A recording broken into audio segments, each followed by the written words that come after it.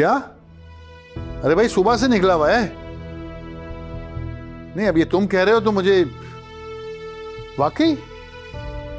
अच्छा ठीक है, वो आता है तो मैं उससे बात करता हूं। ओके, अल्लाह हाफिज। उफ।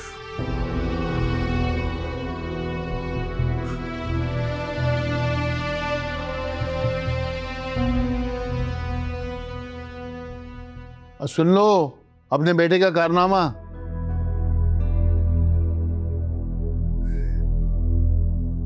अब क्या कर दिया उसने? अरे होलसेल मार्केट भेजा था कुछ माल खरीदने के लिए और कुछ लोगों से मिलना था, लेकिन उससे तो बात ही नहीं होती, बिल्कुल नकम्मा है। हाँ तो मिर्जा साहब सीखते सीखते ही सीखेगा ना। वो हमेशा से तो ये काम नहीं करता हुआ आ रहा। आप चले जाते ना उसके साथ। आप तो अपने बिजनेस वाले लोगों को जानते हैं। अरे कब तक मेरी बैसाखियों के सहारे चलता रहेगा? मैं तो चाहता हूं खुद अपने पैरों पे खड़ा हो, कुछ काम करे, कुछ करके दिखाए, लेकिन नहीं, उससे तो कुछ होता ही नहीं है।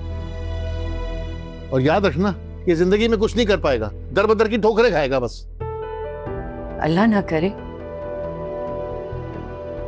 कैसे बाप हैं जो अपनी औलाद का बुरा चाहते हैं। शायद इसीलिए वो कामयाब नहीं होता। हर वक्त आप उसे बद्दुआएं देते रहते। हाँ मैं दूंगा ना बदुआएं उसे, जिसने पाल पोस के इतना बड़ा किया उसे। और ये जो मेरी नहीं सुनता ना, ये सब तुम्हारी लगाई बुझाई है। मेरी लगाई बुझाई? हाँ तू भी तो भड़काती है उसको मेरे खिलाफ। बाप की तो सुनता ही नहीं है वो, हर वक्त माँ के पल्लू के साथ बना रहता है और बीवी के गुण गाता रहता है। एक बात याद रखना, ऐसे मर्द जिंदगी में कभी कामयाब नहीं होते। बेटा क्या हो गया, नजर नहीं आ रहा कुछ? हद होती है, मूड ही खराब कर दिया।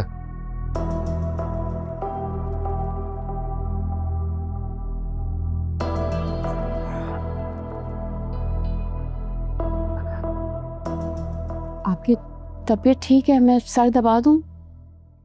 नहीं बेटा, रेस्ट करूंगी तो ठीक हो जाऊंगी। आपको कुछ चाहिए तो मुझे बता दें। नहीं मुझे कुछ नहीं चाहिए। तुम्हें कहीं जाना है? वो मैं सोच रही थी कि अम्मा की तरफ से होके आ जाऊं। घर के सारे काम मैंने कर लिए हैं, 2 घंटे में वापस आ जाऊंगी।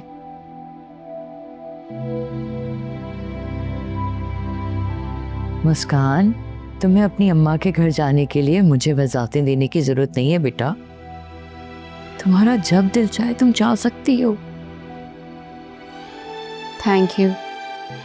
आप बिल्कुल मेरी अम्मा की तरह नरम दिल हैं। बेटा दुनिया की सारी माएँ ना एक जैसी ही होती हैं।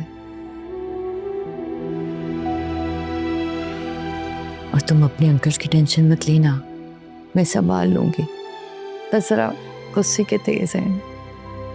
तुम जाओ आराम से। Thank you.